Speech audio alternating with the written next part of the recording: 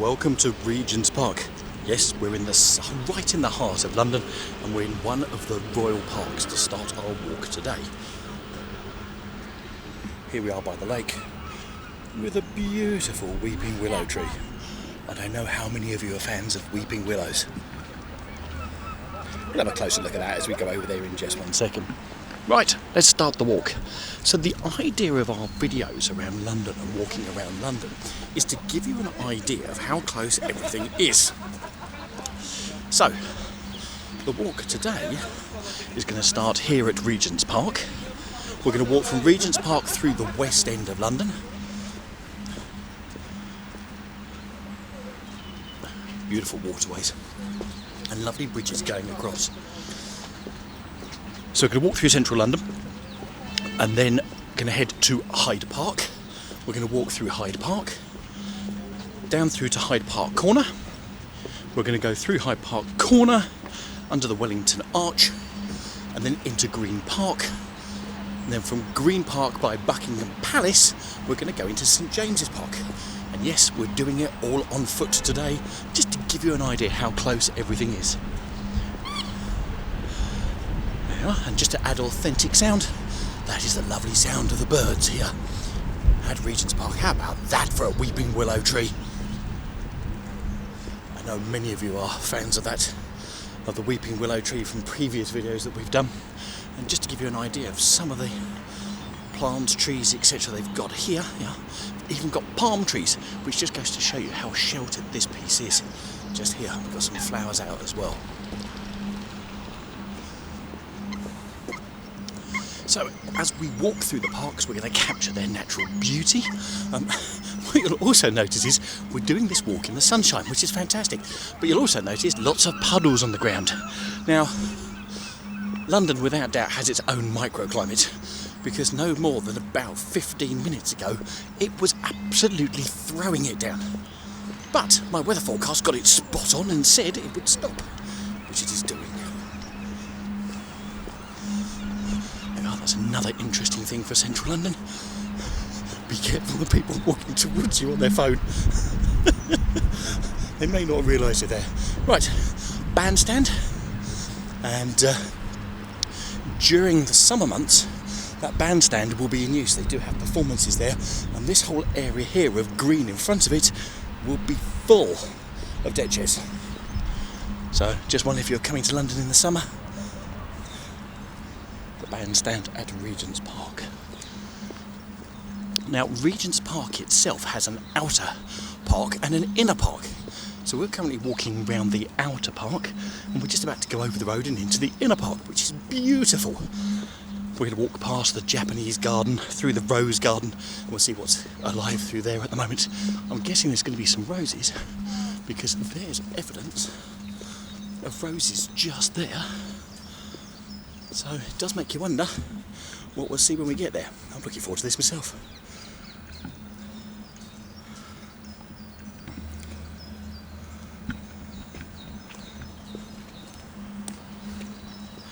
Also, for full disclosure as well, we're doing this in early spring. So whilst the trees may not have many leaves on them, there are some daffodils that are out and about, and also some crocuses.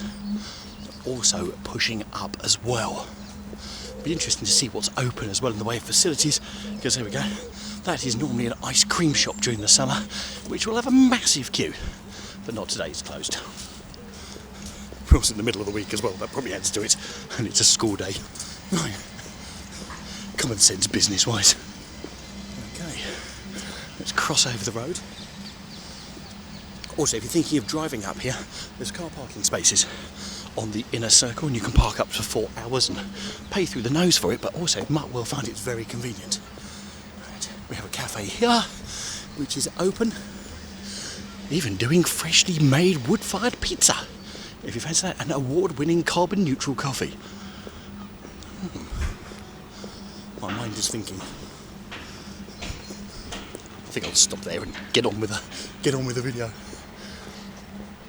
So we're now in the inner circle at Regents Park, and as we walk around here, we're going to take in some of the lovely delights here at Regents Park. Now, if you fancy seeing a video exclusively on Regents Park, which we've done before, I will put a link in the top right hand corner for you, so you can see that.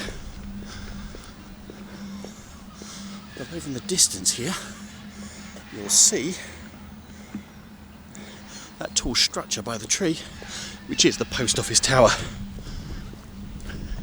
which is quite a sight from anywhere within London. You can normally make that out, especially if you're in the West End. You can even see it from the city, especially if you're at the top of the Sky Garden, you can see it sticking out. Right, now, just having a look, we've got the Japanese garden that we're coming up to. It looks like they're doing some work on it. Just give you a view round. Beautiful Regents Park.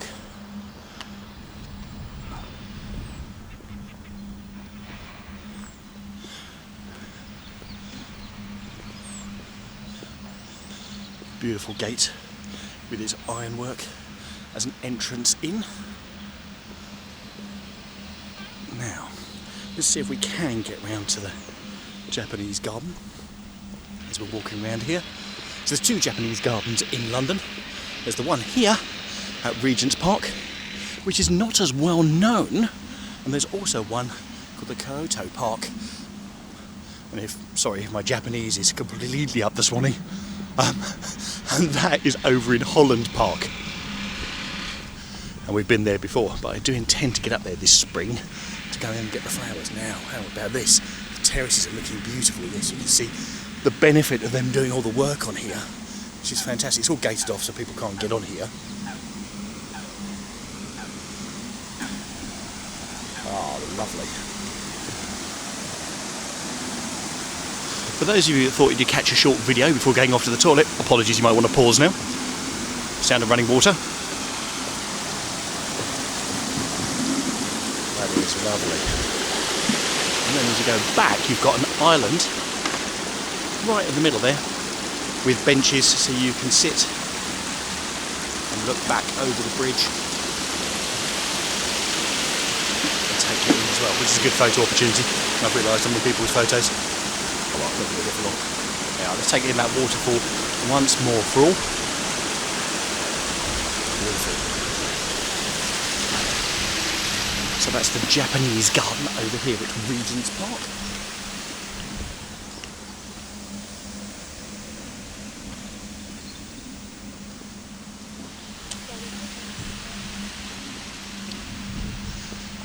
And as you can see, if you're coming down here and just fancy bringing a picnic and watching the world go by, plenty of places that they've put here for you to sit and enjoy that.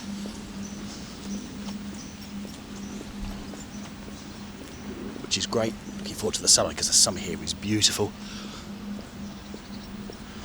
And then also they've put in, you've got a choice here, you can keep on the path, alternatively you can do what we're going to do, which is go across this wooden bridge or wooden veranda across the sort of marshland that we've got here.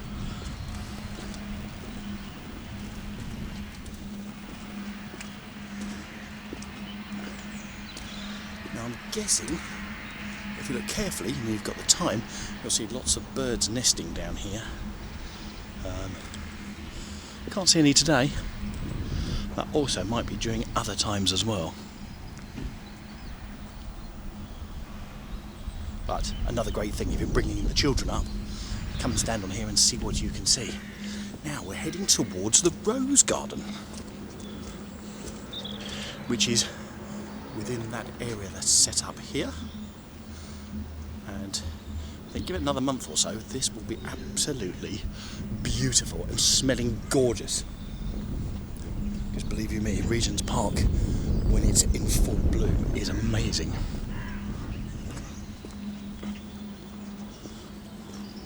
And this will be full of different types of roses. And they've actually named them, like there's ones we're going past on the left called Double Delight. The ones on the right, the nameplate's fallen off.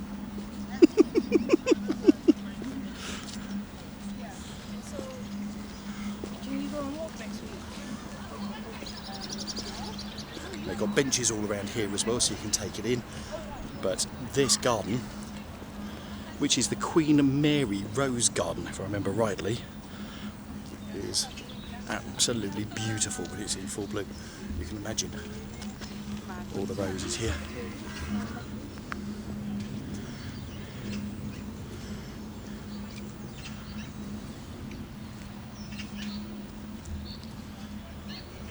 So we'll give you a pan round.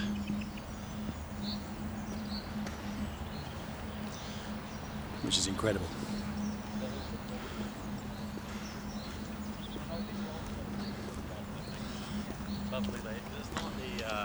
So Regents Park itself is one of the London Royal Park, one of the Royal Parks of London, and it occupies 410 acres, which is 170 hectares of ground. And it's split between the City of Westminster and also the London Borough of Camden.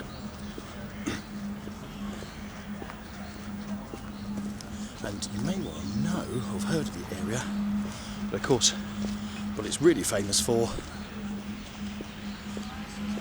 is London Zoo, which takes up sort of the north part of it down by the Regent's Canal, which we walked. And that's another video you can see if you want to see our walk from King's Cross to Regent's Park via Camden. That's another video that we've done on there. By the way, that was the inner circle that we were crossing again just now, and we're now in the road on the outer circle, and we're going to go back into the park in a minute, where you've got some beautifully laid garden beds, and also there's a cafe down here as well. It'll be fun if you're coming to London and you're going to do it for fun and recreation, etc. You've got to know where the decent cafes are. You've got to have a good coffee. Although I know many of you watching would rather get a nice bit of cheese to go with it, but you've got to know where the good cafes are, and there's one coming up on the other side of the road as you go back into Regent's Park. Now what's interesting is here, which you can see through the fence, there's a lot of it, you can't go on the grass. And that's because this time of year in the Royal Parks, they do a lot of renovation work to get the grass back going again, ready for the summer.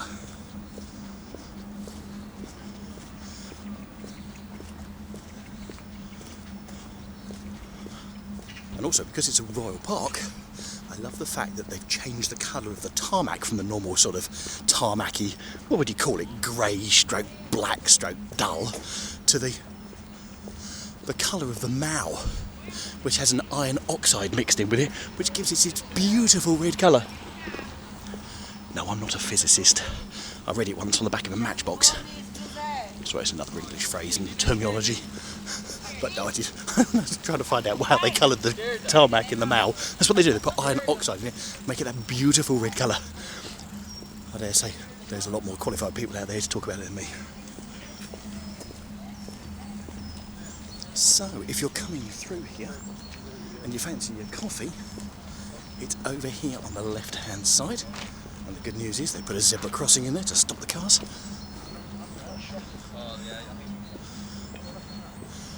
Just called Expresso Bar. And as you can see, if you need the facilities, they've got them here as well. And in the summer, this is lovely because people are sitting around outside on the benches on this main walkway through. Let's have a quick look at the map here, because we're just touching today where we're going. But what we've done is we've started off at the boating lake and got over Clarence Bridge, that was the first bridge. Then we came to the Weeping Willow, past the bandstand, into Queen Mary's Gardens, which is the inner circle. So that's the whole part of the inner part of Regent's Park. And we've come across and we're going to go down Avenue Gardens. This part is the Broadwalk, and if you follow this all the way through, it will then take you to the Regent's Canal. The bridge over the Regent's Canal, and also as you go up here on your left hand side you've got London Zoo. Is it me or is anyone else getting really excited for summer where it all comes to life? Lots of people around and lots of things. Fantastic. Oh. Lovely. Right, now we're going to walk down Avenue Gardens. So it goes from the Broadwalk on one side of the road, and this is Avenue Gardens, which are lovely, and once again filmed in that video that I've talked about already. And that's an interesting one, I've not seen that sign here before. Don't feed the foxes. There was a link in my Yeah.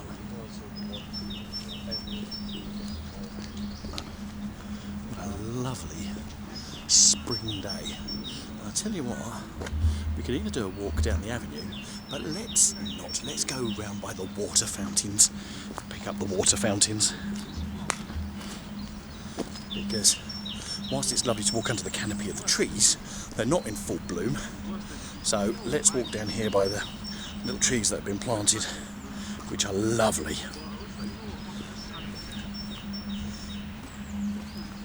So Regents Park came into the possession of the Crown upon the dissolution of the monasteries in the 1500s, yes, way back when, and it was used for hunting and also tenant farming. In the 1810s, the Prince Regent proposed turning it into a pleasure garden. Now what's really interesting is the park was designed by John Nash and James and Demetrius Burton. Now you may have heard those names before because they were behind a lot of the architecture in central London, especially John Nash, who designed Buckingham Palace.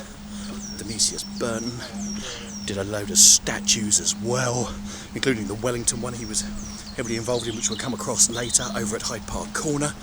So, well-known names involved in the building of Hyde Park, turning it into a pleasure garden in the 1810s for the Prince Regent. And those iron gates that I showed you earlier were the Victoria Gates. And this is a Grade 1 listed park on the Register of Historic Parks and Gardens, which basically means they can't do any renovations here, and it stays like this, which is lovely. Now, what I think is quite interesting about Regents Park is not only is it a beautiful park, but it's a park that people tend to only come through to go to London Zoo or to get from one place to the other. Unless, of course, you know it. And if you know it, then you'd come in here, because it's just one of those places that's always alive. It's fantastic any time of year. Actually, it would have been lovely to come down here when the snow was falling in London, tail end of December. That would have been really good. But Regents Park is also one of the larger parks. It's not as big as Hyde Park, which we'll be going through later. We'll be cutting through the middle of Hyde Park. But it's just lovely. And if you are thinking of bringing the children up here, there's children's play areas, funnily enough, just on the right-hand side of where we're walking through now on the avenue. So you can get them walking around the park, and when they're fed up with walking around the park, go and let them loose in the playground area. Now, one of the beautiful things here is the cherry blossom trees in this particular part of Regents Park. Now, I didn't know if they were going to be out or not. I'm so pleased we come down here, because they are.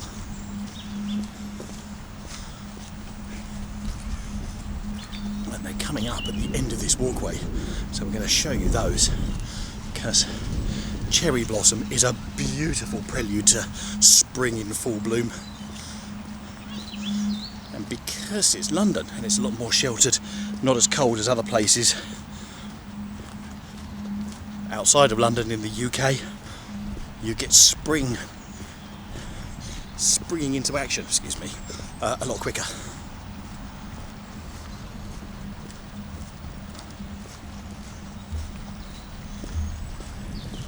There we go.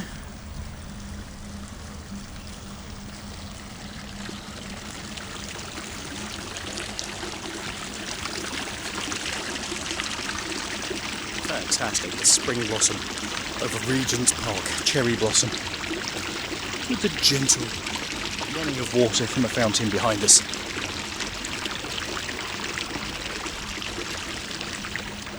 Lovely. Oh, we've got blossom all over, so we're going to capture that as well. So let's look back up the avenue, which we've just walked down parallel with.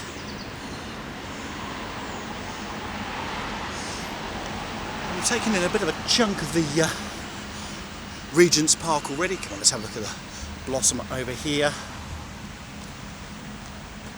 Wonderful. And then as you come out of the avenue area and head towards Park Square, Park Row, you've also got the trees over the other side of the road that are alive to it.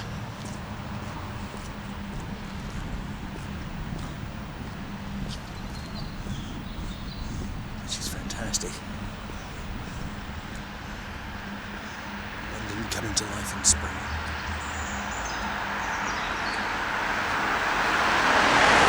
Again with parking spaces down here, so if you're driving up, especially for those with accessibility issues, then it's fantastic, because if you've got your own car, you can drive up here. But do check out the congestion charge if you are coming up here Monday to Sunday. Might well find there's exemptions for you as well. But anyway, great parking up here on the outer circle and on the inner circle as well. Okay, so we're going to head down Park Square west.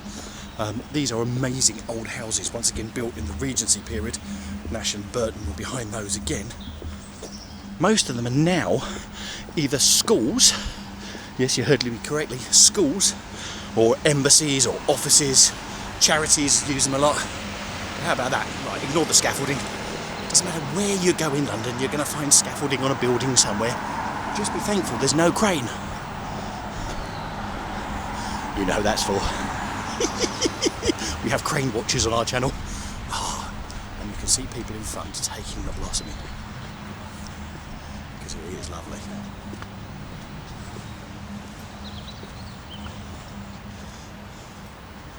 Look at that, fantastic.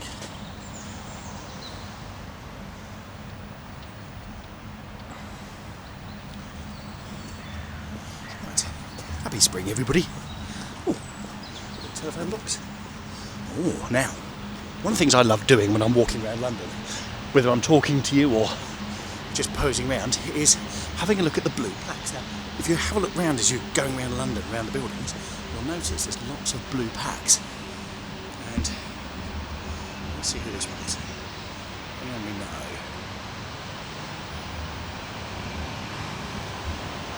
So it's Michael Ballant and Eden Ballant, a psychoanalyst who profoundly influenced general medical practice and lived and worked here. And that's been put up by the Royal College of General Practitioners. Okay. There's one for Googling. I can imagine living in a house like these. With the pillars going up as well. It's fantastic. What's really interesting is to sort of preserve some sanity in central London. There's no exit through these gates. They actually close these gates here of an evening between midnight and 7 AM. Cool. Someone's chucked the brakes on there. You might have heard that. Yeah, so they actually close these gates. So if you're coming up here, you can get out of Regents Park, but not through here. So you can't use it as a shortcut. From midnight to 7 o'clock. Now, you see that beautiful crest of buildings, sort of the curve it goes round, doesn't it? It reminds me of Bath, actually. And I'm sure there'll be a few good channels showing you that somewhere on YouTube. Reminds me of the Crescent, the Royal Crescent of Bath. And let's take that in, because that would be lovely. But before we do that, we've got to get over this main road. This is the Euston Road. Right, we're over the main road. And now, from the other side, this is Park Crescent. So, what I will do, because by saying it will remind me, I'll put on the video, when you see it, how much one of these places goes up for, if you want to live here. I see. That sounds like a song, doesn't it? See another blue plaque. Dame Marie Tempest, who was an actress, lived there in the late 1800s. That's what that plaque was for.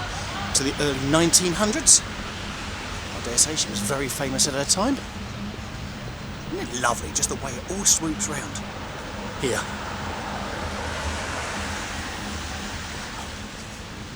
So let's just swoop it back. Yes, there's lots of apartments here, which is interesting. 22 Park Crescent, and there's apartments. So we'll have a look at that. But what a view. And then with that beautiful view, looks like you get your own private garden as well. There you go. Although, with Regents Park down the road, you have an amazing view there. Okay, let's go over.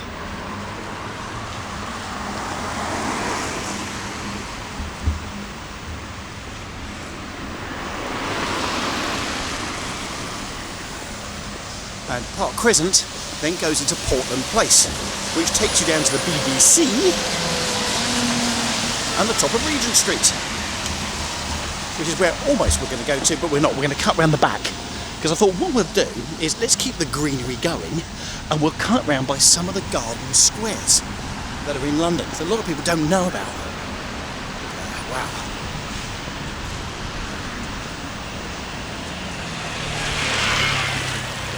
As you can see, there's also down and around here there's lots of schools. Now, we walked over the inner circle in Regents Park, and there you've got the London Business School. They've got some rather beautiful premises, which also overlook the Regent's Canal. I think we showed you all that one on the Regent's Canal trip that we did when we took the boat from Maida Vale to Camden. Guess what? Yeah, you can find that in our catalogue of videos, which is a lovely boat trip, 45 minutes. But you've also got lots of language schools down here as well, down there as well, around Regent's Park. Now, for the price of having a property around Regent's Park, wow, there must be very full English courses, I would guess.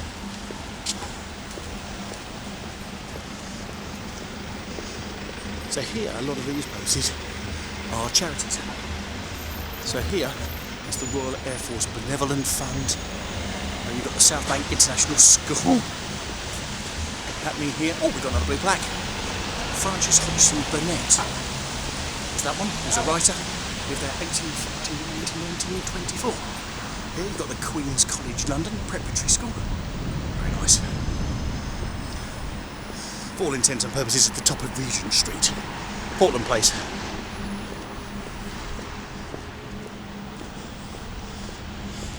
Here you've got the tradesman's entrance.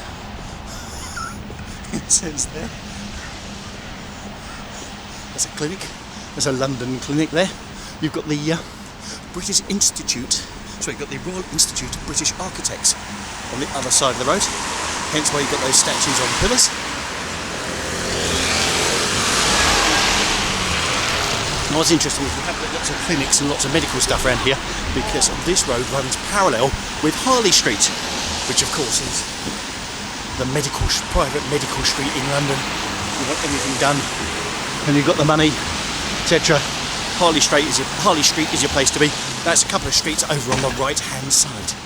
Yeah. If you're watching this from Kenya, this is the Kenyan High Commission. There you go. So if you're watching from Kenya, let us know, because now we've pointed out where it is. So if you do come to London and need the High Commission, you know where it is. See, not just showing you beautiful bits of London, but everything you need to know. This is the Academy of Medical Sciences. Everybody's afraid of it. And we have another blue plaque. And Thomas Gage, 1721 to 1787, commander of British forces in North America, lived there. Yeah.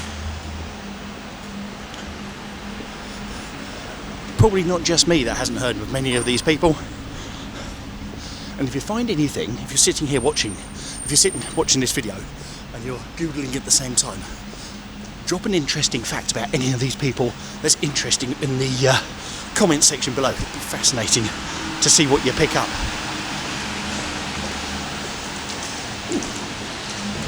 Not gone dark, just gone through a construction tunnel they built. That's the Hong Kong Chinese Embassy. Now, this will be interesting, because the Chinese Embassy, I thought, was a bit further back. Just going to cross over. The Chinese Embassy was always fascinating. They had, yes, so the Chinese Embassy is a little bit further back. They actually had it gated off. I wonder what that building was. It was the Chinese Embassy, and it's all gated off around the front. I can have a guess why that is. But once upon a time, they had a radio mast, or an aerial on top of the building. And it was like no aerial mast I'd ever seen anywhere before. It could only be described as resembling a giant leaf. But the leaf must have been about 50 foot long and about 20 foot wide. I've never seen aerials like it. Anyway, got to question what they were doing with that aerial. Now, oh, there we go, we've got another blue plaque. And that blue plaque, it's Arthur Pearson, founder of St Dunstan's, blind veterans who lived and worked here, 1866 to 1921. That's the Association of Anaesthetists. So as you can see, a lot of the buildings in central London are sort of charity owned. Put in there. But wow, how much they pay. Now, the building you can see on the other side of the road is, I'm going to say this in my best voice, the BBC. So that's much better for that. Yes, it's British Broadcasting House. And it's the BBC here in central London. Now, a lot of the BBC has moved to Manchester, but if I remember right, I think we've got Radio 2 here, Radio 1. That's the BBC Radio 1, BBC Radio 2. I think 3 and 4 might have gone up to Manchester. 5 definitely has gone to Manchester. I've got a funny feeling 6 might be out here, Radio 6. You've also got some TV studios here as well, where the news from the BBC has definitely got a TV studio here.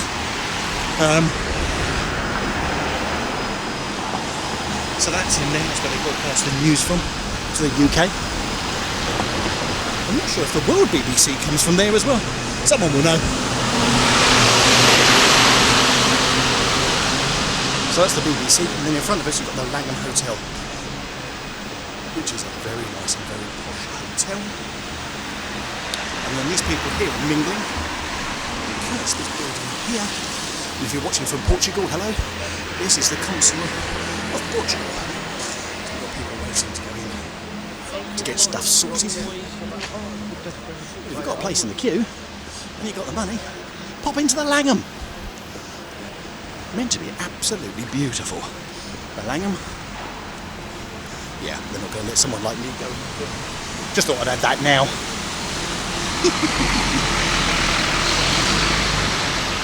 Now, if you want to see more around the inside of the BBC, where I almost got extremely told off for filming around there, they do get a little bit, security do get a little bit heavy with people walking around with a camera.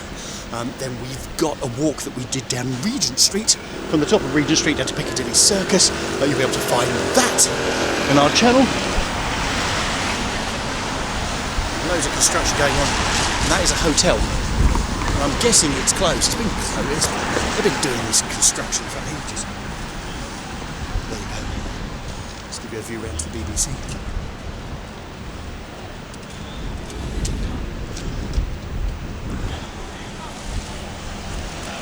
We're going to go down Regent Street a little bit, because we're now in Regent Street. We're just about to leave Langham Place here. But our journey doesn't take us down Regent Street. Oh no, no, no, we've covered that already. And as I said before, what I want to do in this video is go via some of the garden squares, some of the big squares in London. So, let's take our first one. We're going to dive down this street, which is Cavendish Place, and we're going to go to Cavendish Square, which is a massive square, which is stuck behind Oxford Circus, or Oxford Street, and Regent Street. So if you're looking at a map, it's in the northwestern corner. And there's a couple of big squares around here, because in the sort of southwestern corner you've got Hanover Square, which we've shown you before in other videos. But here you've got Cavendish Square, and I haven't been here for years actually. I used to work around here, so I used to walk past here many, many times when working up here in central London. And one of the things you won't know is there's a massive car park underneath here. Bright sunshine, beautiful day. Couldn't have worked out better. Oh yes, you can. You can walk right through the middle. Fantastic. Which we'll do. We'll walk through the middle and come back out again, because we're heading down to another square. Now the road, I'll tell you about the road we're walking on in a minute. Let's go over and have a look at Cavendish Square. I'll tell you a bit about Cavendish Square. There you go. Another bolt hole. If you're in Oxford Street, to get away from Oxford Street, come and sit here. Well, it's behind John Lewis, so it's really easy to find. So you can leave everyone shopping, and you can come and sit here on a lovely summer's day. Anyway, Cavendish Square, the area was planned back in 1717 as the centrepiece of the new Marylebone estate of Sir Edward Hurley, who was the Earl of Oxford and Mortimer. And the square is named after Lady Henrietta Cavendish Halls, who was his wife, for whom he succeeded the manor of Marylebone when they married in 1713. And Lord Harley was following the successful Hanover Square development in 1714, which is just over the other side of Oxford Street, and he turned it into this beautiful development. There you go. So way back to 1717. Let's face it, 1717. None of these, much in the way these buildings would have been around then. Just a lovely place to come on a summer's day. Okay, let's leave people in peace here. And also, it's Blue Plaque Central. I'm not going to read them all because this video will go from being as long as it is to even longer. Just go have a look and see if I can recognise any names. I don't recognise the name over there. Oh, we've got a helicopter that's going above.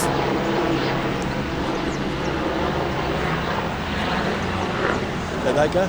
That's good. Right. And we're going to come out over here. The Royal College of Nurses is on Cavendish Square, which is just over to our left. London bus. For those bus fans, that's there especially for you. Thank you, TfL.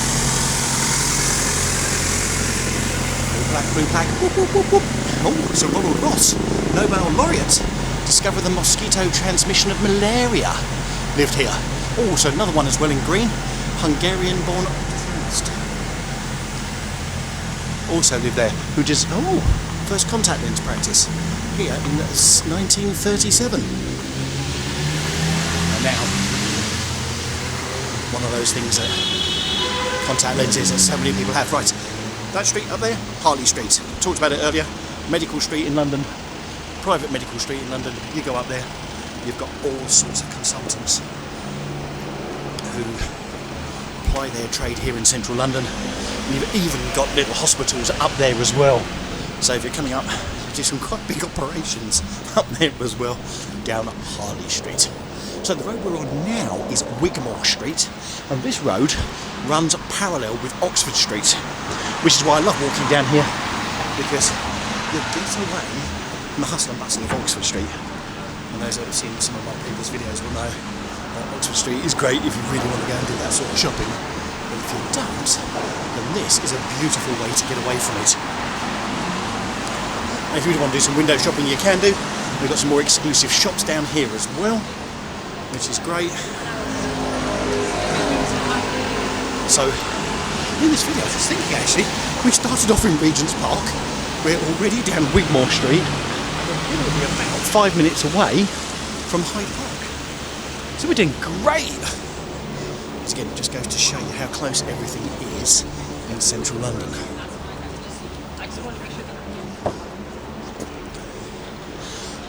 Now this is beautiful. Over the other side there you've got what's called Wigmore Hall, and it's a concert hall, and they quite often have some really nice classical music, so if you fancy coming to London, have a look and see what they've got on at Wigmore Hall and get tickets for that. So that's over there. So the area that we're in is actually on the edge of what's called Marylebone, and one of the walks I was thinking of doing coming from Regents Park was walking down Marylebone High Street, but do you know what, I just thought, let's go down Park Crescent, because that was just absolutely beautiful, and then walk around the back here to give you sort of a view. So as we cross over Welbeck Street, looking straight down, you can see cranes working on the buildings at Oxford Street, so that's how close Oxford Street is. But if you don't need to go on Oxford Street, a much more pleasant way to walk, running parallel with it. So just to give you an idea, we're walking sort of from Oxford Circus down to Marble Arch this way. So we'll cut around the back of Marble Arch and then go over at Marble Arch and into Hyde Park, which is our next place of stop. Some nice restaurants around here, all very exclusive.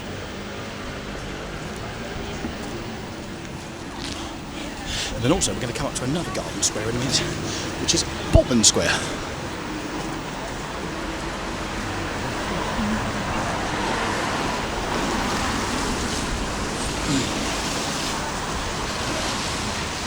Now that is Marylebone Lane. And if you fancy coming for a walk down here, there's some beautiful restaurants down Marylebone Lane.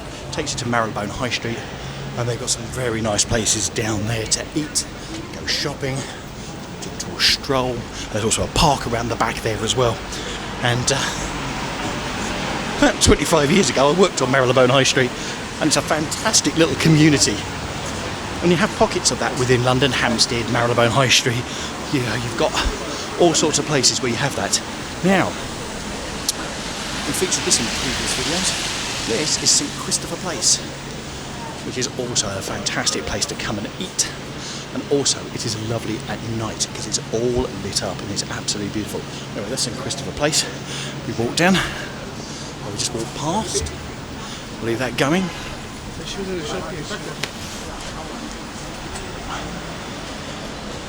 Up here, that leads to Marylebone High Street. Oh, we're no longer listening to that. And as you can see, guess what we're near? This, the bags give it away. The bright yellow with Selfridges.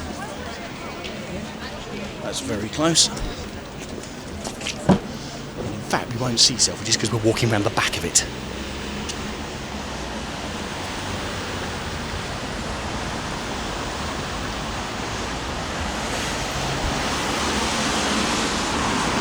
So if you just joined us, shot forward, etc. We've done Regents Park already.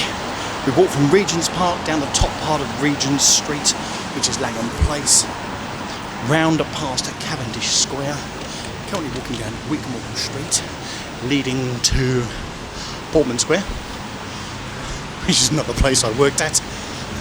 Isn't it funny all these places I used to work at didn't want me anymore? Now, interesting, there's another square there, which is straight down that road. That's Manchester Square. And Manchester Square has got the Wallace Collection, which is another free art museum in London. Also, Manchester Square is also famous because it used to have the record label EMI's head office on it.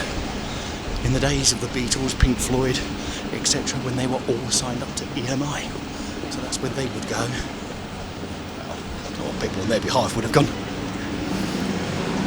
It's very nice down here. I know, but you have to let I wonder what that was. That's the back entrance of Selfridges. So everyone's outside of Selfridges having a cigarette on their staff break, all on Wigmore Street. Anyway, I feel much better for that. Thank you very much. And these people realise I've got to carry on talking and videoing. Right.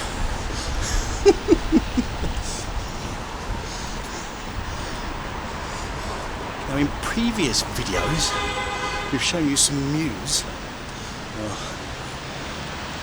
that's a mews, but that's actually it's just the back of buildings and a cut through to other streets running parallel with Wigmore Street. And now we're coming up to the point at which where Baker Street, Jerry Rafferty Styley, cue music. Lovely, that one. Meets Orchard Street. And Orchard Street is the road that takes you to Marks and Spencer's at the far end, and also Selfridges Food Hall. So that's where you are. And also, if you carry on straight down there, that takes you to Grosvenor Square, where they're doing all of the building work on Grosvenor Square. And also, you go past Mercato, which is one of our favourite eating places in London, which is a converted church. Again, if you want to see more about that, you know where to go. Anyway, let's get some buses coming down off Baker Street. And over there behind it is Portman Square.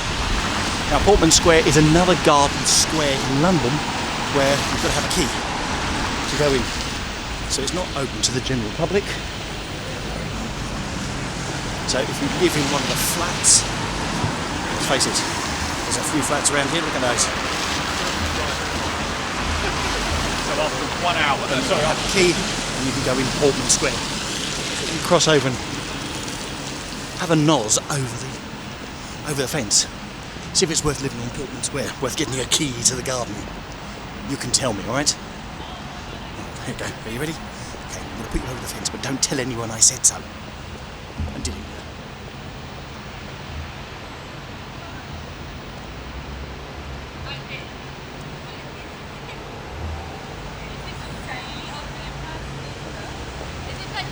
There we go. I think it even had its own tennis court. As well as a central area to keep out of the rain. Perfect for London. So this is Portman Square.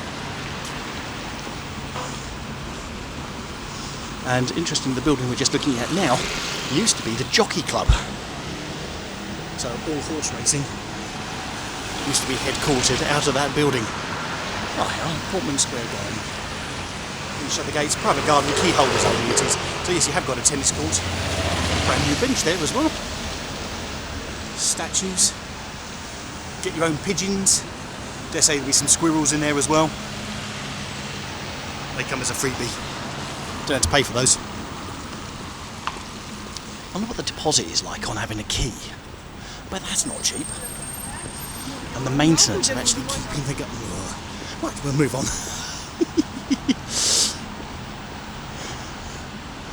Right, let's carry on.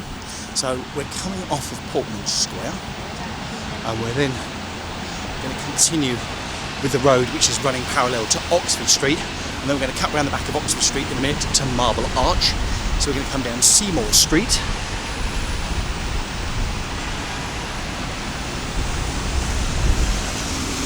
That's where I was getting very busy. By the way, if you're coming up to London and you're staying at the Churchill Hyatt Regency London, that's the hotel there. Just trying not to get knocked down. Yeah, we're okay. Good. We survive another 5 minutes of videoing and bringing you content on London Visited without me getting knocked over.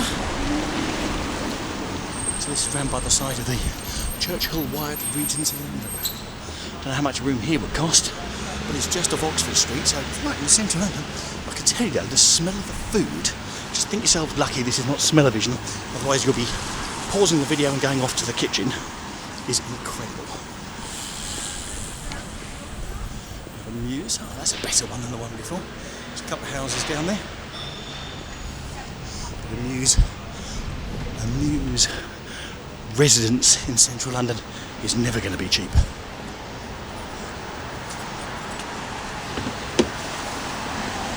Hotel, the Leonard, or the Leonard. What do they call it, the Leonard or the Leonard in London? I suppose it depends how posh they're trying to be.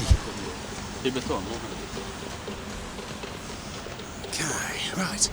So what we'll do is we're coming quite close now to the road that takes you to Marble Arch, the main road. So I'm going to dive around the back, past the old church. Oh yeah, another great way of getting around, of course, if you don't fancy doing the walking, a bit a lot quicker of course, is you can hire e-scooters, and also, of course, get the bike as well. We must do a video on how you get one of these bikes. All you need is a debit card, and interestingly, I've not seen that before, they converted some of them to electric ones. Now, how about that? That is that's an e-bike. Wow. Now I don't know if you have to pay more for an e-bike, I bet you do. But that's currently charging, so you can then get around London. See London, minimal effort. You can let me know what your thoughts are on minimal effort seeing London. The first e-bike, I'm going to have to go on one of those just for the heck of it. And then film me being silly on a bike. Let me know if that takes your fancy. Drop it in the comments below. And I'll remember to bring my cycling helmet into town with me next time I come.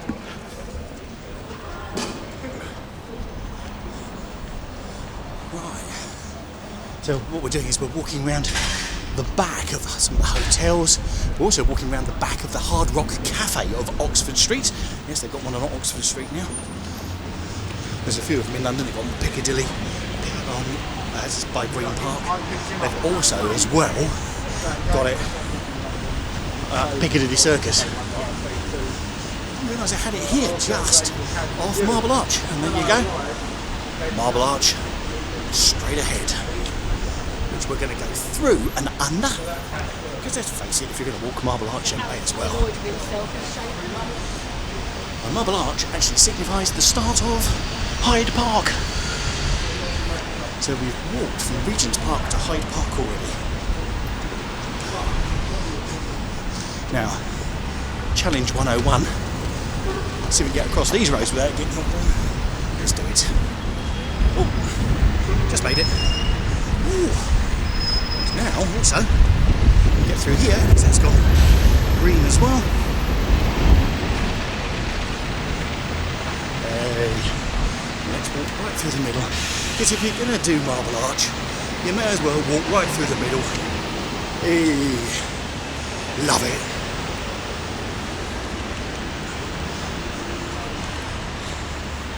That's Marble Arch, which, for all intents and purposes, is a large roundabout in the middle of London with a bit of Buckingham Palace stuck on it.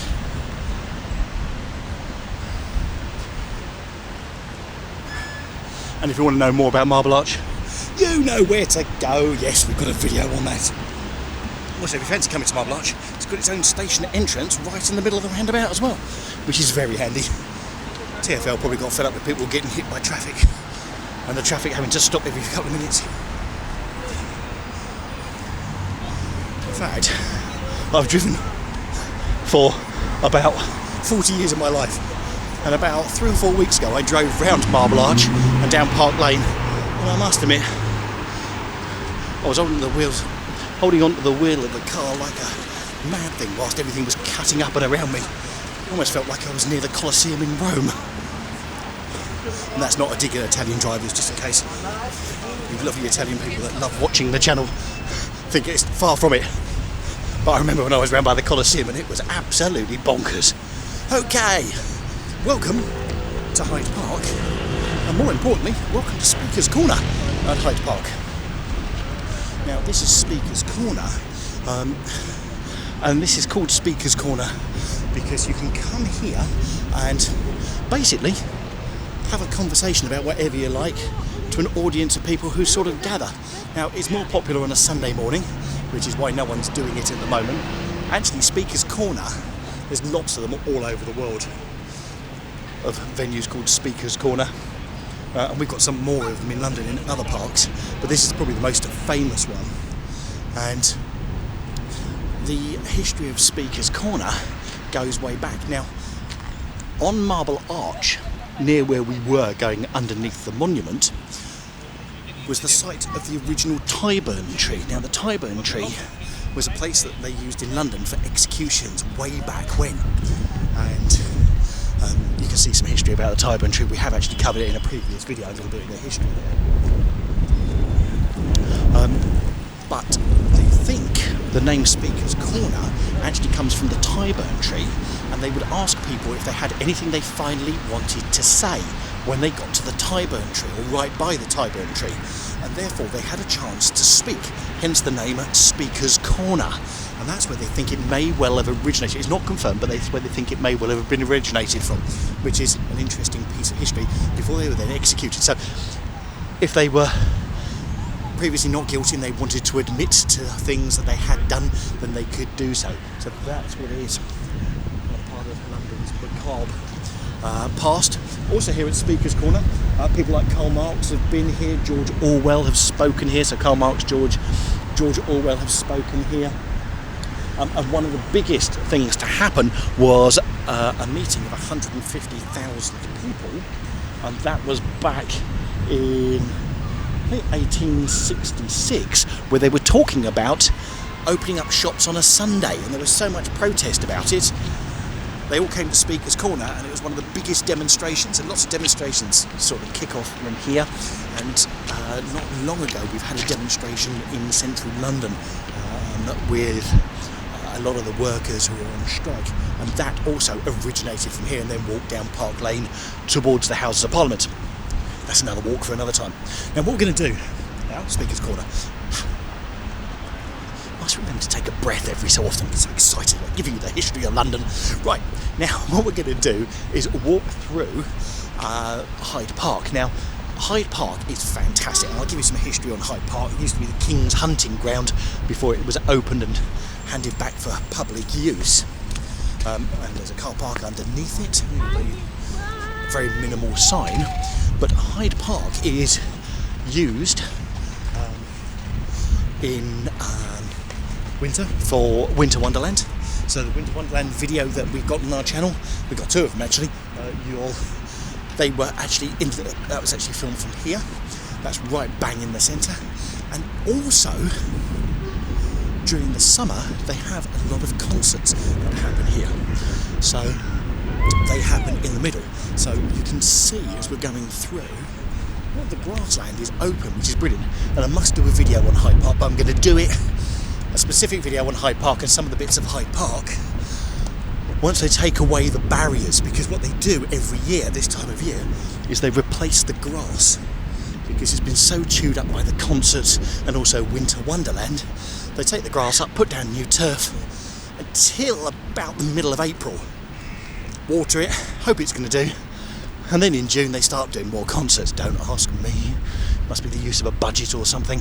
Anyway, so that's what they do here, but I'm going to bring you some more about Hyde Park. Also the good news is at Hyde Park you've got coffee places as well. What a beautiful day to be in the middle of Hyde Park, fantastic, and it's all open.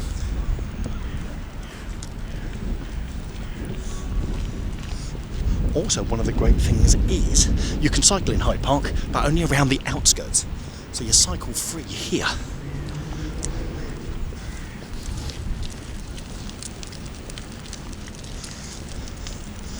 Now, we're going to head to the middle of Hyde Park. There's a bit of history that, believe it or not, I've never actually seen before, so I want to go and see it today whilst we're walking through Hyde Park and share it with you. So it's a slight detour, but it's only going to add a couple of minutes to the video. See what I mean by raining earlier?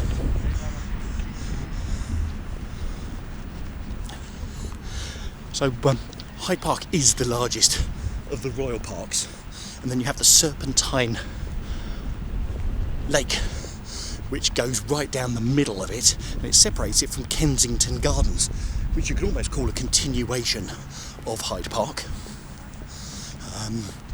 So it's massive, it really is. Unless they've done a good job with the grass. There you go. You can see, looking beautifully green.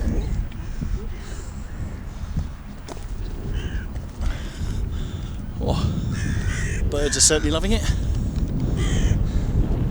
By the way, if you're watching this, loving it, you know what to do. Hit that thumbs up for us, will you? This will get this out, spread to more people so they can love London as well. And also, if you haven't subscribed to the channel yet, what are you doing? Hit the button. We've got so many great videos to come between. Well, so many great videos to come, full stop. Now, let me just give you a show round. So, over here on the other side of Hyde Park, you've got Park Lane, which goes down to Hyde Park Corner. The building you can see sticking above the trees. Let's just focus in on that. There.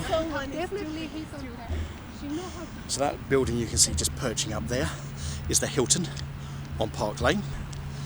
And then as you go down, you're then looking over to the other side. That's Lambeth. Those tall skyscrapers over there. And then once you actually came into the park, you could see the 4 funnels of Battersea Power Station, which has not long been opened.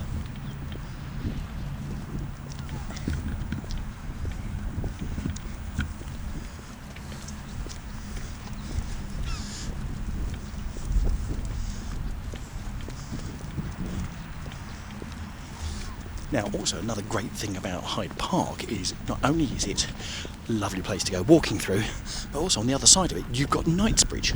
So if you want to make a detour from Oxford Street down to, here we go. If you want to make a detour from Oxford Street to, say, Harrods or anything like that, then you can cut through Hyde Park. Now, this is the site of the Reform Tree.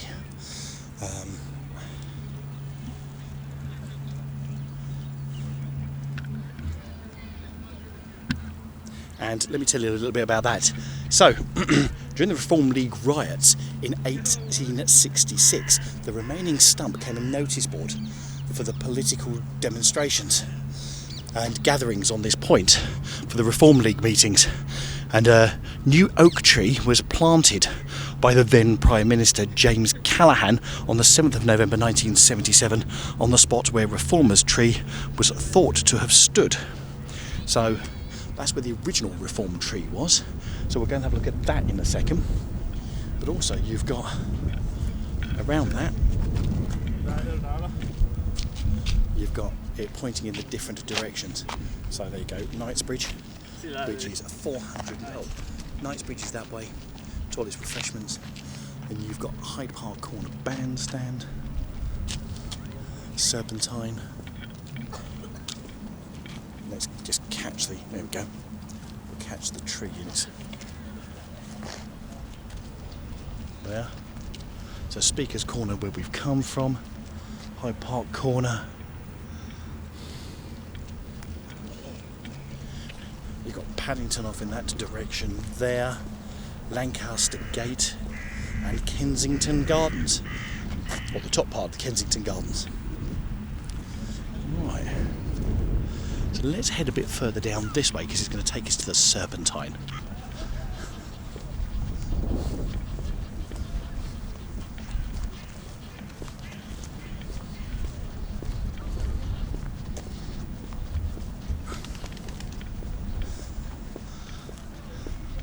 Oh, we have a squirrel.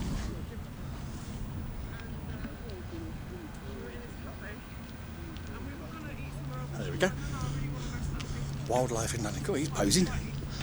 Wildlife in London posing. Fantastic.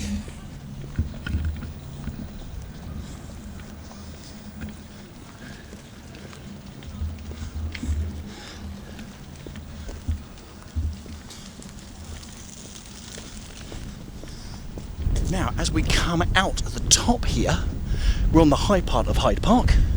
Oh, it looks like it's a wildlife place.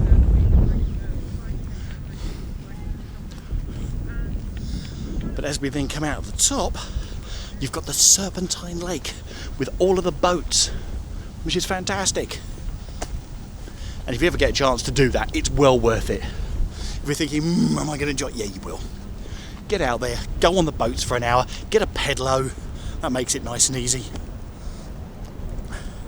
And also, believe it or not, in the Serpentine, they've got Serpentine Lido, which is basically the place where you can go and have a swim in the lake. I'm not sure if you've got to be a member. You may well have to be a member to be able to do that. But yes, you're actually swimming in the lake. It's cordoned off, so you won't get knocked over by pedalos. But beautiful. Okay, let's go back around here. And then we're going to head down towards Hyde Park Corner.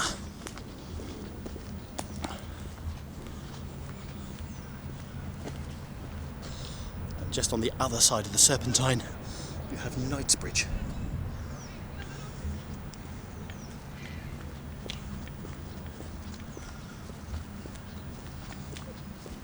Now also, once upon a time on the lake, and I'm not sure if it's going to be in operation yet, you could get a passenger ferry from one side of the Serpentine to the other.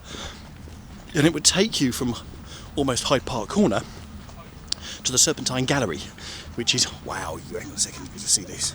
We have extremely tame squirrels.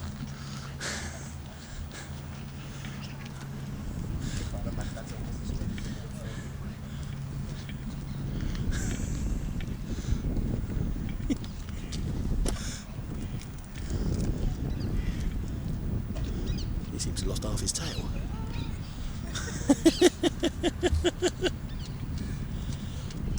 Very tame. Oh, this one wants to come and see if I've got anything. I haven't.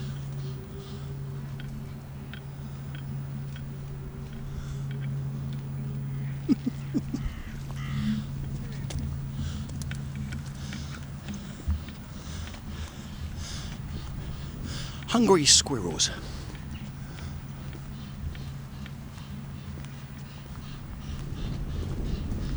Right, let's head down. Yeah, bit of wildlife. Very tame wildlife. If you walk down here with a bag of nuts, they'll be at your leg. Now, what were we talking about? Oh, yes, that's right. I was telling you about the passenger ferry, which they run across the Serpentine. So, yeah, it goes from Hyde Park Corner, or as close to Hyde Park Corner as the Serpentine goes, across to the Serpentine Gallery, which is where it meets Kensington Gardens, which is not a million miles away from the Albert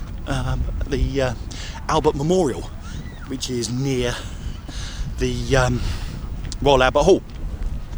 So that's something to do if you fancy having a look. I'm sure they're still doing it, and I bet you it's a summer months only. As you can see, we've got the greenery around protecting. We've got the diggers in where they put it down. Yeah, the grass is looking nice actually. That'd be nice to come and play on. The rest of it looks like mud. Also looks like you can't get... Oh yes, no, there's people in boats now. So that looks like that's open, which is great. So if you're thinking of coming to London, then grab one of those. And they're still around doing construction. And also down here as well, that's the great thing about London, it's all sort of catered. There's cafes down here. So if you want to get some food, drink down here as a family, then do it.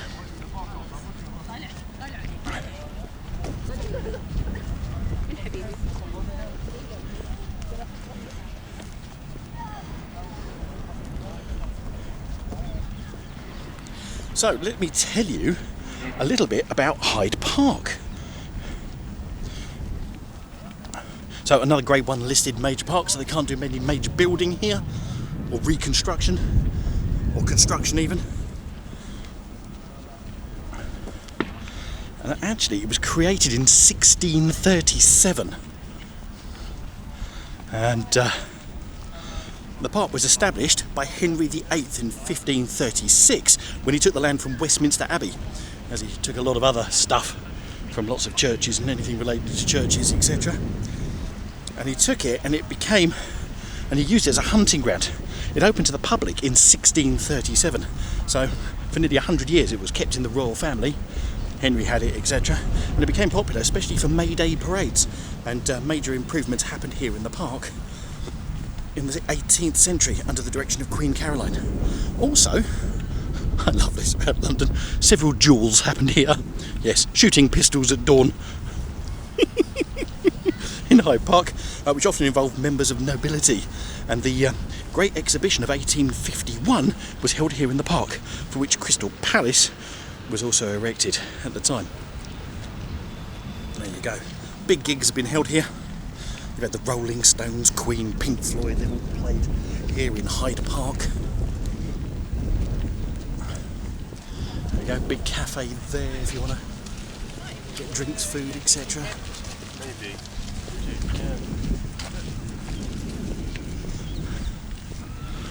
And that way leads you to Kensington Gardens, to the Royal Albert Hall, Albert Memorial, the Princess Diana Fountain, which we've covered on here, so you can always look that up, and the Serpentine. Beautiful. Now let's walk through down to Hyde Park Corner. Oh, let's go through the park. We go down the road a bit, but let's not. And it's great, Nick, because you don't get run over by cyclists. But there's great ways you can actually get around London and get around Hyde Park on a bike, just around the outskirts of it. There we go. More flowers. Oh, magnolia trees starting to come into bloom, which is lovely. Loads of daffs. And then I'm going to take a walk through here. Oh, this is also part of the Princess Diana Walkway, which is a big walk around London, named in her memory, which we must do at some point, but I think it's a really long one.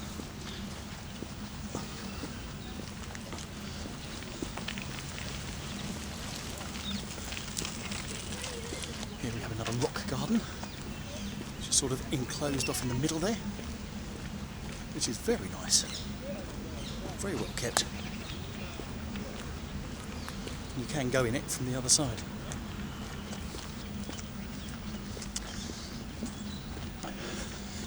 Now the route we're taking now takes you through a rose garden here in Hyde Park. So we did the Rose Garden over in Regents Park. This is the Rose Garden here at Hyde Park. I feel a theme for a video coming on at another point, don't you? Roses of London.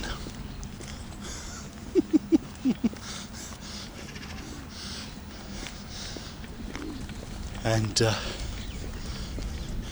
now sort of running up parallel with Knightsbridge, which is behind all the flats and houses and offices over on the far right side. Let's have a look what they've got in the way of flowers. So this is the Rose Garden of Hyde Park.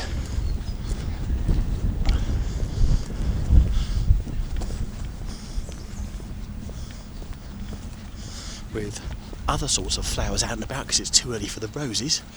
But you've got a nice pergola as well where they've actually trailed greenery above it, so in the summer this would be gorgeous. Yes, I think we might do. I think we're going to have to come down here and film again. Hope you're enjoying the tour and give you some more ideas of places to come. Let's have a look over here, some of the beautiful flowers out this spring.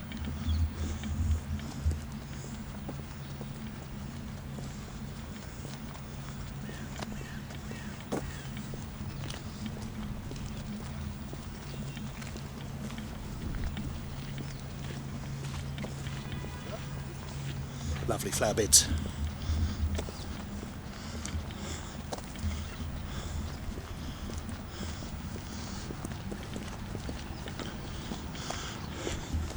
And then we'll cut through the centre and we're going to come out by Hyde Park Corner.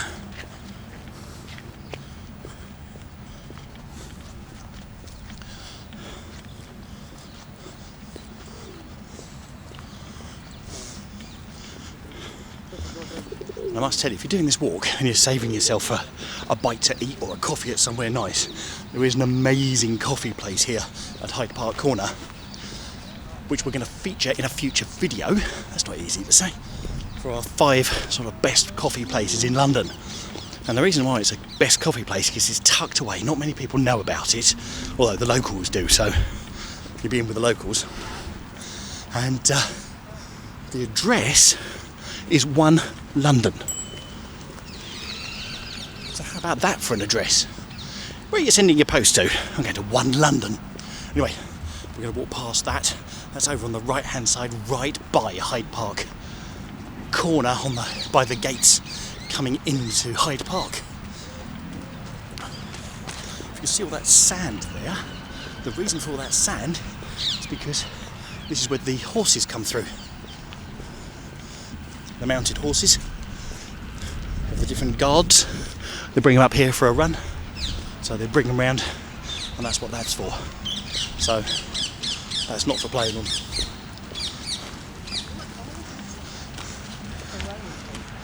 Okay. As you can see right in front of us, there you go. That's the Hilton at Park Lane. Oh, this is lovely. The crocuses, I think they are out. Look fantastic.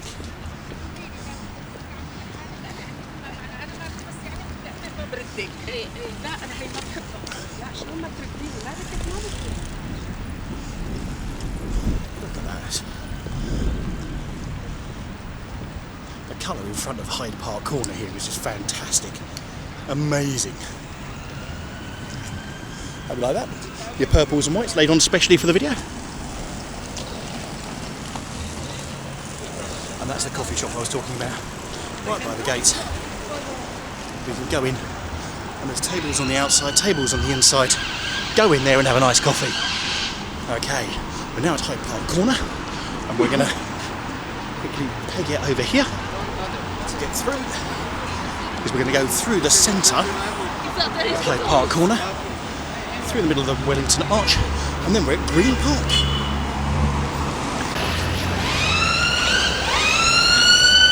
So we're now in the middle of another roundabout. So we did Marble Arch earlier. We're now in the middle of another major roundabout. And this roundabout has got the Duke of Wellington statue. And you've got the arch as well here, which is fantastic. We're going to walk through the centre of that. And then we've gone from Hyde Park on one side of the roundabout to Green Park on the next side of it. And just to let you know, on the other side of the roundabout there, where the ambulance is going round, you can see the bus. You'll see there's a brick wall just on the other side. That is the perimeter of Buckingham Palace's back gardens. There you go, you really are in the heart of it. So we're going to head through Green Park and down towards Buckingham Palace. So it's another park almost done.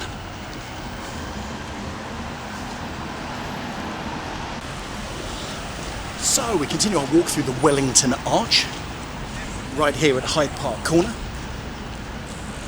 And what not many people do realise is, at Hyde Park Corner and the Wellington Arch, you can go in and you can climb to the top of the monument, just underneath the statues, and get amazing views down Constitution Hill, the back garden of Buckingham Palace.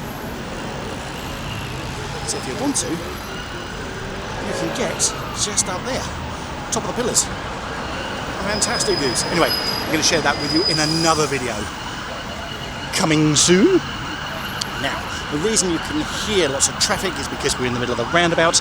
This is where Knightsbridge meets Piccadilly meets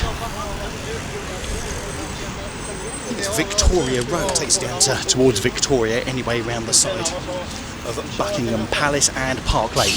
So as you can imagine, lots and lots of traffic coming at you. So, on this side, behind the wall, Buckingham Palace Gardens. And on this side, on the left, welcome to our next park. It's Green Park. So walking from Hyde Park to Green Park couldn't be closer. And what we'll do is, it'll be very easy just to walk down this road, which is Constitution Hill. These are the memorial gates, by the way, for First and Second World War and the countries that fought in those wars, at the top of Constitution Hill, which leads down to Buckingham Palace and the Victoria Memorial. But what we'll do is, let's go round a little bit, through Green Park and then back out by the Canada Memorial and the Canada Memorial Gates. Because this is one of those lovely parks, Green Park. And you can see, so Hyde Park is really on top of Green Park, and we've still got St James's Park to do yet. Wow, what a tour of the parks! Now, guess what? Yes, we've done a video on Green Park. Quite an extensive video on Green Park, actually. So if you fancy seeing that, yeah, link top right hand corner, you know the score. I texted her. Do you think she might text her? That's what I love about London. People have their headphones on. They're having. Do you know what? It's probably worldwide, actually, not just London. But they've got their headphones in and they're talking to people like they're miles away. Hello, I told. Yeah, I know. Just you're on the phone. Right. So this is the undulating Green Park. It's really not that hilly, is it? But yeah, we're going. Just to give you an idea, we're going down a bit of a hill. And then we're going to walk through the middle. So Green Park again, another park with history. Duels used to happen here as well, and this also used to be the edge of what was London, and used to be marshland. And what used to happen was people wanted to take their carriages out to London, out of London for the weekend to go to their country homes, would get their carriages from by the side of what was then Green Park, but it wasn't really Green Park, it was sort of marshland. And they'd get their carriages and they'd take them out for their country, for their weekend retreats. The only problem was, yes, you can guess who would be hiding here, highwaymen, robbers, etc. in the olden times would be here, ready to sort of jumping it out on unsuspected people getting into their carriages and rob them. Anyway, that was way back when. And now, what have you got? You're likely to get robbed by a squirrel for your nuts. If you've got a bag of nuts with you, of course, that is. Now, Constitution Hill, which is the road that we saw just now and came off to come into here.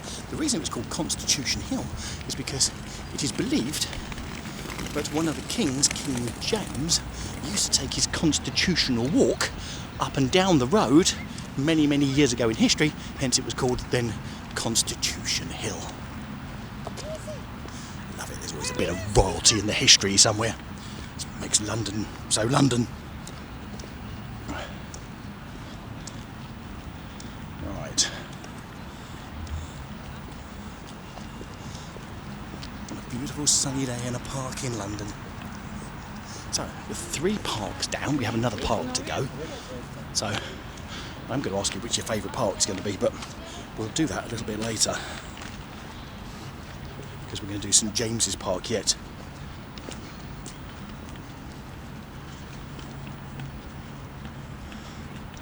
Also, it's really funny because it doesn't actually feel like you're right in the centre of London. Because you're in the middle of the park, it sort of cuts out a lot of the echo of the traffic, which is fantastic. Which is nice. But also, right in the middle of Green Park as well, we have beautiful lampposts going back in years. So, although I call it Green Park, everyone else in London calls it Green Park, it's officially called The Green Park, to give its official title, The Green Park. And it was first enclosed in the 16th century and it was landscaped in 1820, so later than Hyde Park, which we've been through, and also Regents Park.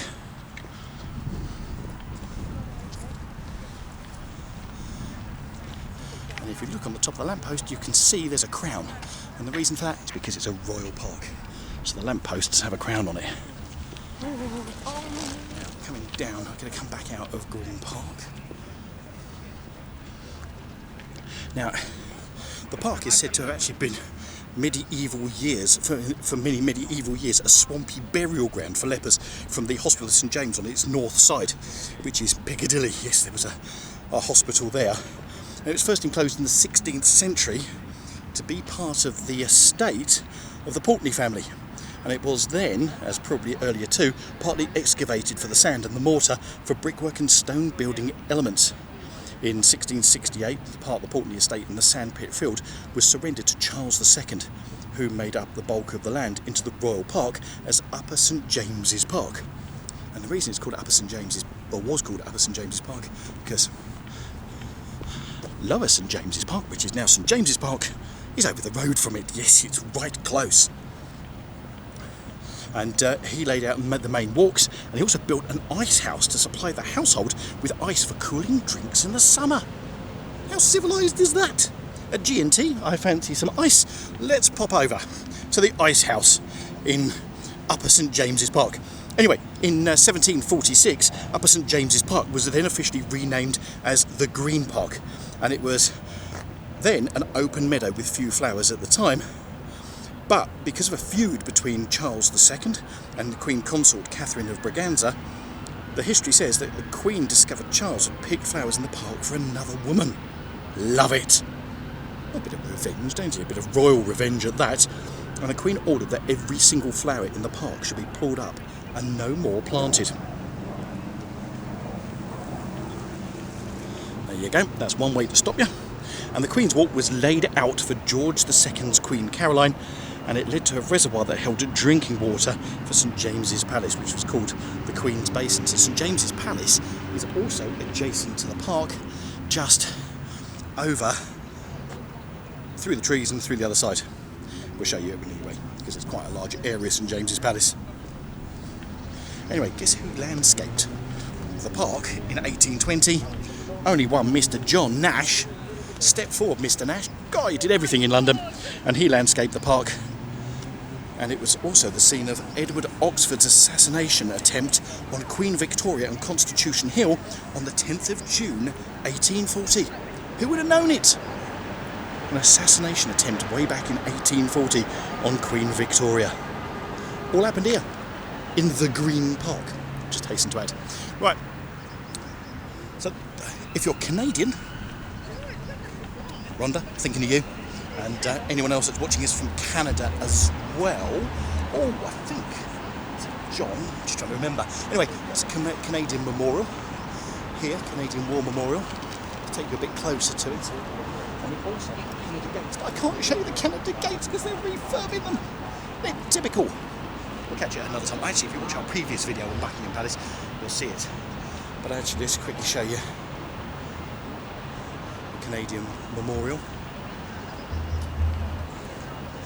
the summer you've got water coming down here over the maple leaves, which is sculptured into the granite. And what's really interesting is there's lots of signs around here that says, please, as a mark of respect, keep off the monument and the Canada Memorial. But you'll find kids sliding down there like a thing possessed in the summer, enjoying the water, flying over the maple leaves. There you go. So that's the Canada Memorial. And the gates are there, but they're behind the scaffolding. Ah, see? We've got a memorial and we've got scaffolding around it. Anyway, I suppose they've got to do it up nicely at some point. So, let's have a look as we swoop round at Green Park, and there you go. It's Buckingham Palace. What a walk we've had. Well, I'm impressed. Can't wait for my step count tonight.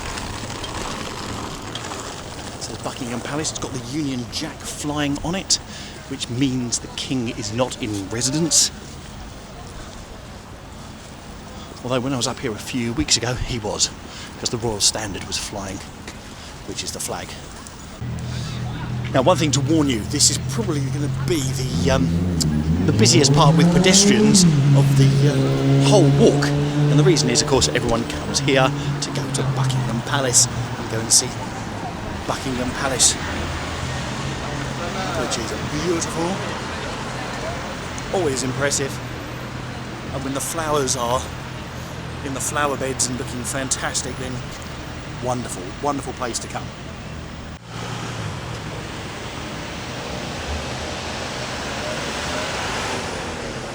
And then as we pan round, we have the Victoria Monument, which is beautiful with its gold glistening on the top. And these are Canada Gates. Do you know what? It'll be worth it. They're working, I can see them working underneath it at the moment. So they'll be lovely in gold when it's done. And one of the great things you can do is you can walk around the outskirts here and get fantastic views over Buckingham Palace. And you can do that here, but also you can do it on the other side of the road, just directly over there. And the view that you then get over St James's Park, through the middle of St James's Park to Horse Guards Parade, is beautiful. So let's do a quick detour for that before we then go into St James's Park, which is our fourth, yes, count it, fourth park that we've done on this walk.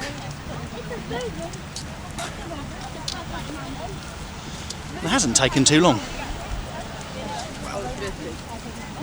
Do you know what? On a sunny day, what a beautiful way to spend it. Walking around London and walking through the royal parks. So we are coming round to the front of Buckingham Palace. I would show you it, but the sun's coming up from behind it. So you ain't going to see much. But I'll scoot round in a second. But this is the Mall, which takes you all the way down to Admiralty Arch at the far end, and also Trafalgar Square. Well, that doesn't take long to walk, that's about a 5-minute walk. And actually, Jaden and I did it at the Queen's Platinum Jubilee in the summer. If I tower to fly out. Here, the Mall is a busy road, so there's cars coming in all directions, bikes coming in all directions. So if you're walking it, don't do as I'm doing, which is walk when you think it's safe and hope everyone else is going to stop. So wait until it goes red. Thank you, Mr. Uber driver, stopping there. Right. Let's go round here, because for me this is it's not going to come out too well today because the sun is showing its light. Don't worry. Thank you. Sorry. Very good. Thank you. That's fantastic. Well, that gives you a great view. But the bit for me, the bit I love the most, is this view that I'm going to give you now, which gives you a view back right down St James's Park, down through the lake, across the bridge, right down to Horse Guards Parade. and the blue bridge which goes over the lake in the middle, which is also well worth a visit. Here we go.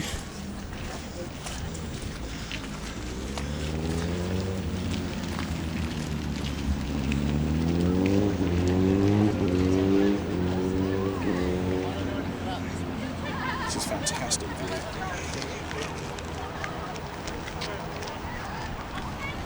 Right down the middle of the lake. So the buildings over in the city, which you can see. Over in the distance, you can actually see the top of the Sky Garden from here.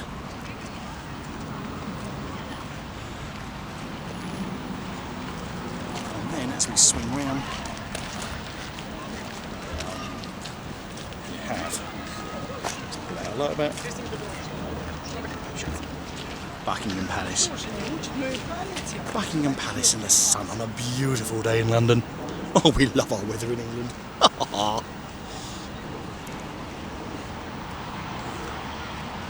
Right, let's go into St James's Park, which is there.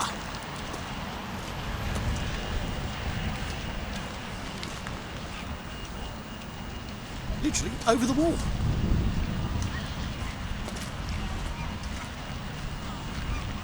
So we'll go down there, we'll go see some of the wildlife.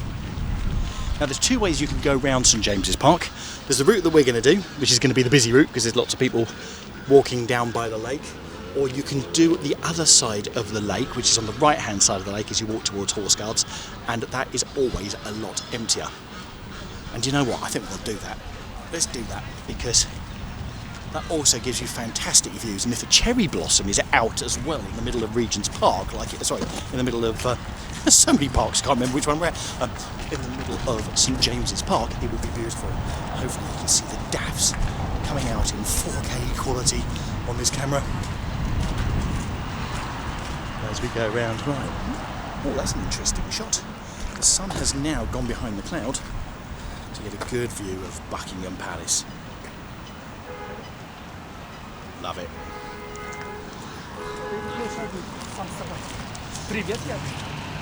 One of the questions I get asked quite a bit, and we're going to do a Q&A video very, very shortly, so if you've got any questions for us, either relating to London or us as a family doing London visits or anything, just do let us know.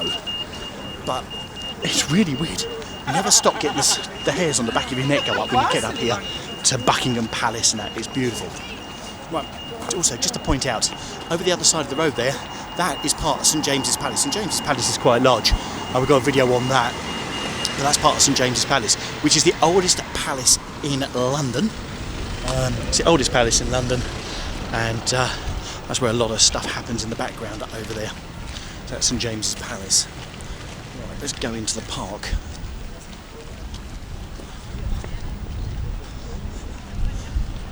So when you think you know what your favourite park's going to be, you know what to do?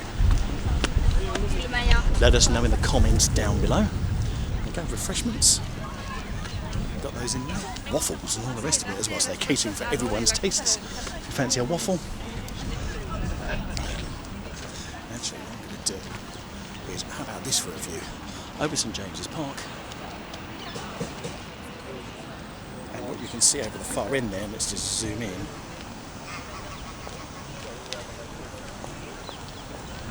Is the London Eye over in the background there, looking right down St James's Park. It's Buckingham Palace.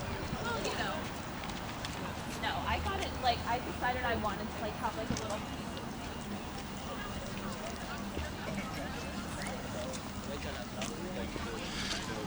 I come from there. So the lake's got quite a few different islands on it. So it gives the birds the refuge. But if they see anyone with food, God, they come flying over. Well, they don't come flying, a lot of them sort of paddle over, like some of the Canadian geese that we've got here.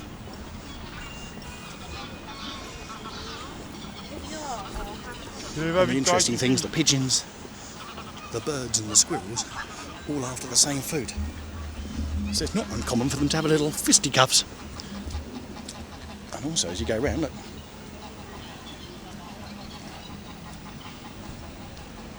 Just nesting there and having a little kip. Some of the geese enjoying a rest.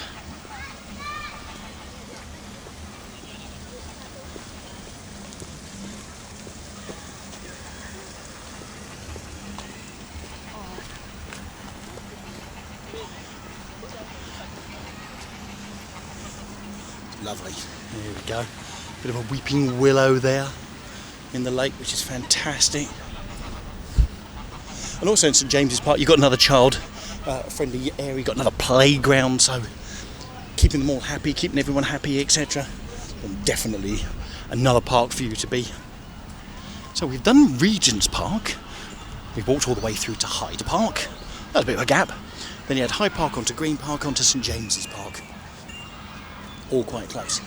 And you could imagine way back in history that Hyde Park, Green Park and also St James's Park would have all been one big marshland in medieval times.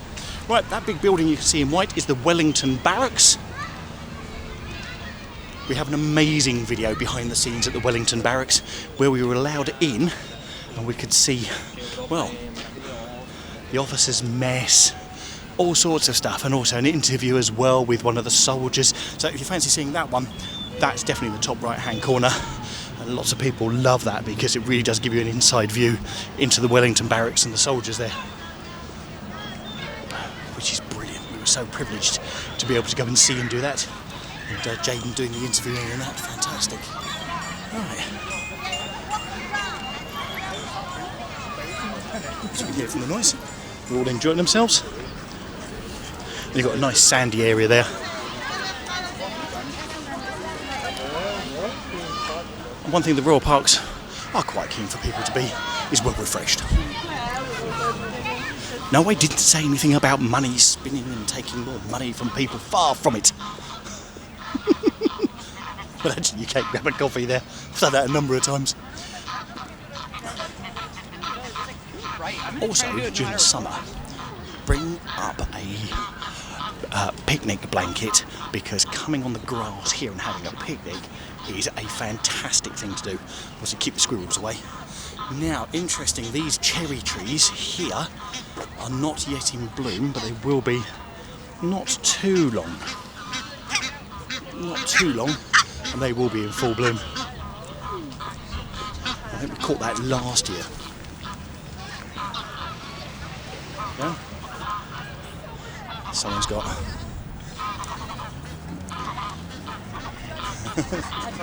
I know. Someone keeping an eye out all for the food. Gentle sound of a helicopter above. So as you can see, we're now walking on the right side of St James's Park as we're going up and through. And on the other side, it's quite busy actually. You've got lots of people walking back to Buckingham Palace, going that way to Buckingham Palace. Quite often, there's a heron sort of situated down here. So, we'll see if he's down here. Because every time I come here, he does seem to be. I think I might see him actually. Anyway, we'll have a look in a second. Normally around by the Blue Bridge. And the reason it's called the Blue Bridge is because it's blue going across the middle here. You get fantastic views of Buckingham Palace one way, and also Horse Guards the other. And guess what? Yes, we've got a video showing you those fantastic views. We won't show you them today. But goes that video of St James's Park. And you'll see the great views that you've got to take in when you come down here.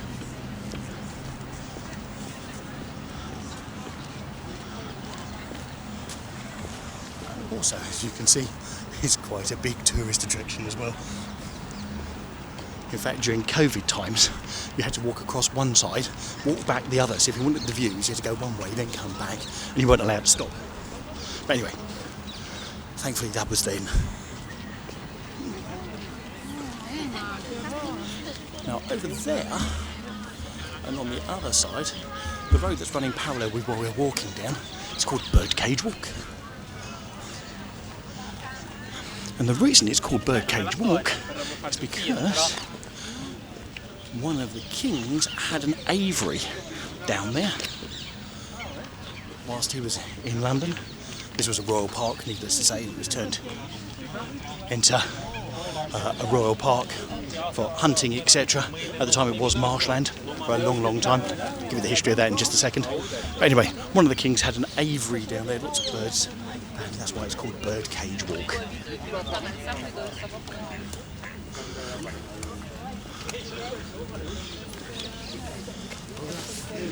Now also one of the interesting things from here is sometimes you'll come down here and there are pelicans, big pelicans. Now,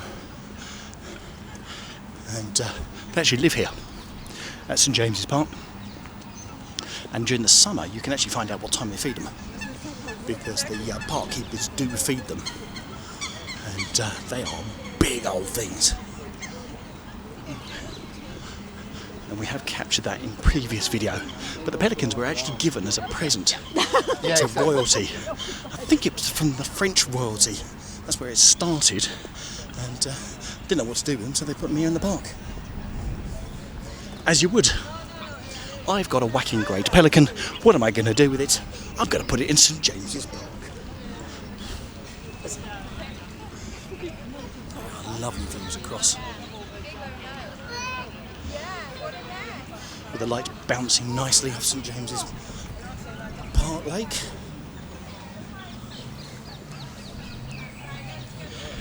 So, tell you a bit about St James's Park. So, St James's Park is 23 acres, 23 hectares, which is 57 acres as a park, and it's the southernmost tip of St James's area. So, St James's include Pall Mall, Piccadilly, all of that sort of area. So, it's the southernmost part of it, and almost you're into Whitehall. And it was named after the leper hospital, which, funnily enough, we talked about earlier, which was dedicated to St James the Less. And it's almost the bottom bit which leads in. Oh wow, I've just seen. Is that a pelican over there? A pink one? Let's have a look.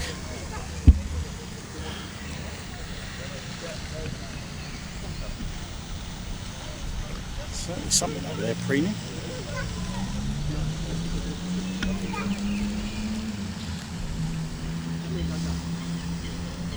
I think it is a sole pelican on the rock.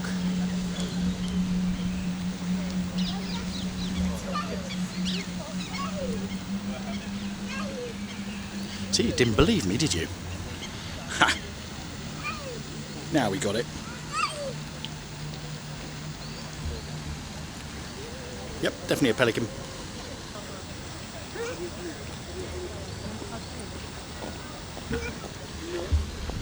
Right, let's continue to walk around. So, in 1532, Henry VIII, yes, that well-known member of royalty,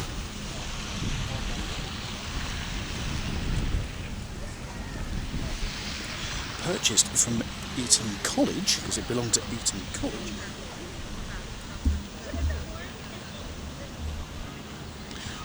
an area of marshland, and the River Tyburn passed through here, which is a river that used to be in London. It's still in London, but it's underground.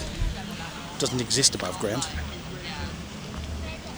And it was acquired by Henry from Cardinal Wolsey, and it was purchased in order to turn York Place, subsequently renamed Whitehall, which is what we're coming up to now, into a dwelling fit for a king. And on James I's accession to the throne in 1603, he ordered that the park be drained and landscaped, and exotic animals were kept in the park. Are you ready for this? Including camels, crocodiles, an elephant, and exotic birds kept in aviaries. Well, at least they were kept in aviaries. I dread to think that the crocodiles were out and about. It almost gives you second thoughts about walking through at night in case the old crocodile's still around. Anyway, I'm sure they were looked after.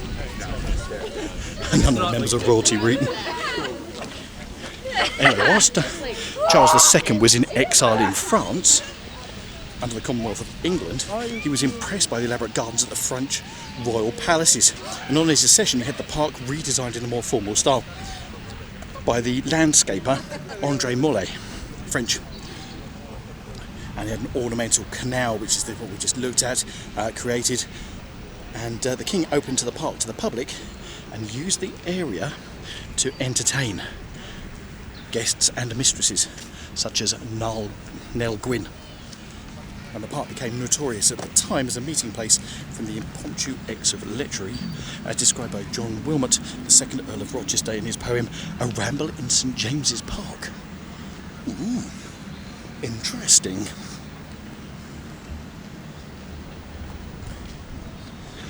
And in the late 17th and early 18th centuries, cows grazed on the park, and the milk could be bought fresh from the park.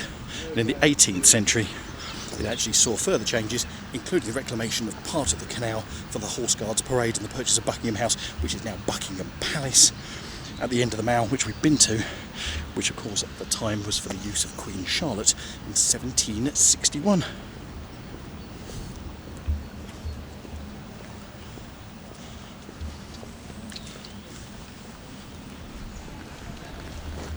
Want to know what all this is? Swiss Chalet? Check out the video we did on St James's Park. We've got it covered in there, including the fact, and here's a bit of a tease, that is an island and it used to have a governor. Yes, Bird Island, and it used to have its own governor. It was an official title. Anyway, further remodelling happened here in the park between 1826 and 1827, which was commissioned by the Prince Regent, later George IV, and it was overseen by the architect and landscaper. Go on, have a guess. John Nash, you're right. And he saw the canal's conversion into a more naturally shaped lake and formal avenues rerouted to romantic winding pathways. There you go. And at the same time, Buckingham House was expanded to create the palace, and the Marble Arch was built at its entrance. That's the bit that we walked through earlier, because they moved that from Buckingham House to Buckingham Palace to Marble Arch. And the Mall was turned into a grand processional route, and it all opened to the public and to traffic 60 years later in 1887. And of course the Marble Arch was moved to its current location at the junction of Park Lane and Oxford Street.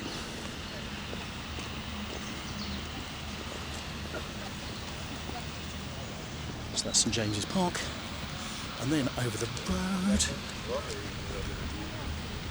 School trips. You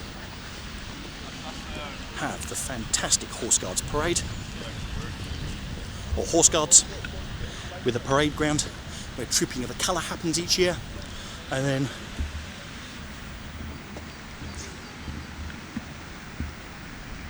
the building which we're focusing in now, there is the old Palace of Whitehall. That was originally a royal palace, but a lot of it burnt down when a maid set the sheets on fire in the laundry room. There you go. Anyway, we've got Horse Guards covered, we've got all these sorts of bits covered, and then, sort of squinting round, over directly in front of us, we have the back of 10 Downing Street, hence the brick walls and security, and of course you've got the London Eye overlooking all of this. Well, how about that for a walk then? Hope you enjoyed it. That's a long old walk, wasn't it? All the way from Regents Park to Horse Guards Parade.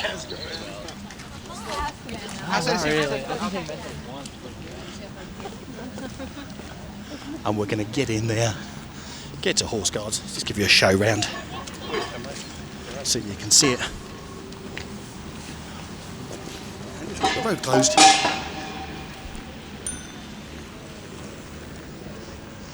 And we go through. So that was the Royal Palace. That's the back of Horse Guards. You can go through the arch there, which takes you right through to Whitehall. As you go round, that's the back of Whitehall, back of Downing Street, back of 10 Downing Street. Then you've got Whitehall buildings there, all to do with different government departments. And then back round to St James. So, what was your favourite bit of the walk? And which was your favourite park? We've done quite a big walk going from Regents Park through the West End, around some of the gardens, through the garden squares of London, to get to Hyde Park, through Marble Arch, down through Hyde Park, then round through to Hyde Park Corner, through Green Park, through St James's Park. So which was your favourite? We've certainly seen some historic sites on this tour, so I really hope you've enjoyed it. So we've taken in some history, we've taken in some parks, and we've taken in a bit of the West End as well. There you go. What more could you ask for? Anyway, really hope you've enjoyed the video. Let us know. Do give us a thumbs up. Now, I'm going to leave you with a video. And the video is going to be one of our walks across London, which I know YouTube is going to select for us because you get a good chance to see so much. And it's our walk from Covent Garden all the way through to Bond Street. So we're going to show you the way you can do that and how close that is as well. So really hope you've enjoyed, and I'll see you in the next video. Take care. Bye.